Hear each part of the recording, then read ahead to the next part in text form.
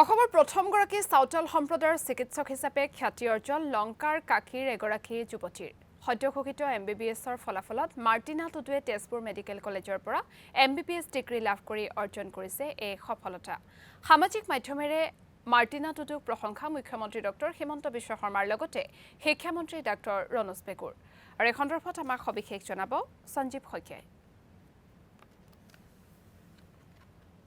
ৰাজ্যত সৰ্বতে চৰ্চিত এগৰাকী চাওতাল সম্প্ৰদায়ৰ যুৱতী উজাই জিলা লংকাৰ কাকি এজাবাৰী চাওতাল সম্প্ৰদায়ৰ যুৱতীগৰাকী এতিয়া সৰ্বতে চৰ্চিত।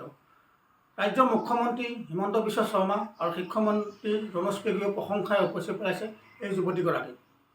কাৰণ এই যুৱতীগৰাকী হ'ল MBBS ডিগ্ৰীধাৰী প্ৰথমগৰাকী চাওতালী যুৱতী। আমি এই মুহূৰ্তত উপস্থিত আছোঁ তেওঁ গৰ্বিত পিতৃ মাতৃৰ ওচৰত হৰিচন্দ্ৰ টুডু শিক্ষক। দাদা আপুনি যদি অকণ উঠি দিয়ে, কেনে অনুভৱ আপোনাৰ ছোৱালীৰ সফলতা? মই অনুভৱ কি কৰিম, মই সৰুৰ পৰা এটা ভাবি আছিলোঁ ডক্টৰ পঢ়াম বুলি, আৰু সেই মোৰ কথা মানে সফলিল খোৱা পাৰিলে, সেইটোৱে মই সুখী। আৰু তাইতো ভণ্টি ঢুকোৱাৰ পিছত তাই অলপ বিচলিত হৈছিল, হতাশাত হ'বলৈ, তাৰপিছত আকৌ তেওঁ আৰম্ভ কৰিছিলে। সেইটো তেওঁৰেই ক'ব পৰা নাই কেনেকুৱা হৈছিল। সি পঢ়িব পৰা অৱস্থা নাছিলে, কিন্তু কি অৱস্থা কেনেকুৱাকৈ পঢ়িছে সেইটো মই ক'ব পৰা নাই। কিন্তু আপোনাৰ ছোৱালীজনী আৰু এটা গৌৰৱ অৰ্জন কৰিছে যে চাওতাল সম্প্ৰদায়ৰ পৰা প্ৰথমগৰাকী চিকিৎসক। এইটো চাগে এসময়ত ক'ৰবাত প্ৰশ্ন হ'ব বা কোনোবা স্কুলত বিদ্যালয়ত প্ৰশ্ন হ'ব যে চাওতাল সম্প্ৰদায়ৰ পৰা প্ৰথমগৰাকী চিকিৎসক কোন আছিল। আপুনি পিতৃ হিচাপে নিশ্চয় গৰ্বিত। নিশ্চয় নিশ্চয় নিশ্চয়, এইটো চবেই গৰ্বিত হ'বই, স্বাভাৱিক কথা। এতিয়া ছোৱালী আপোনাৰ নিশ্চয় ব্যস্ত আছে তেজপুৰত। হয়, ব্যস্ত আছে। আজি তেওঁলোকৰ প্ৰায় আছে সম্বৰ্ধনা। হয়, এটা কথা ক'ব লাগিব, নিশ্চিতভাৱে এইটো কেতিয়াবা চাগে পৰীক্ষাৰ প্ৰশ্নত আহিব ছাত্ৰ ছাত্ৰীসকলৰ বাবে যে প্ৰথমগৰাকী চিকিৎসক চাওতাল সম্প্ৰদায়ৰ চিকিৎসক বুলি ক'লে এটা প্ৰশ্ন আহিব আৰু উত্তৰ হ'ব মাৰ্টিনা টুডু।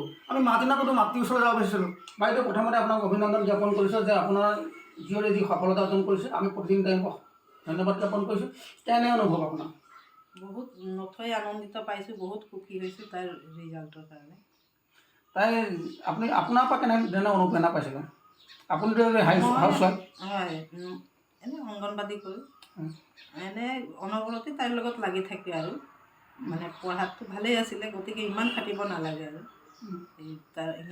তাইক যেনেকৈ মানে টাইমমতে পঢ়িব লাগে, সময়মতে পঢ়িব লাগে, হোমৱৰ্ক কৰিব লাগে, তেনেকুৱা ধৰণে কৰিছিলে। হয় হয়, পিতৃ মাতৃ আজি সঁচাই গৌৰৱিত। তেওঁ কাকি যি শংকৰদেৱ বিদ্যা নিকেতন তাৰ পৰাও ভালভাৱে উত্তীৰ্ণ হৈছিল হাইস্কুল শিক্ষান্ত পৰীক্ষাত, তাৰপিছতে লক্ষ্য সঞ্জীৱ শইকীয়া, আপোনাক এই মুহূৰ্তত ধন্যবাদ জ্ঞাপন কৰিছোঁ।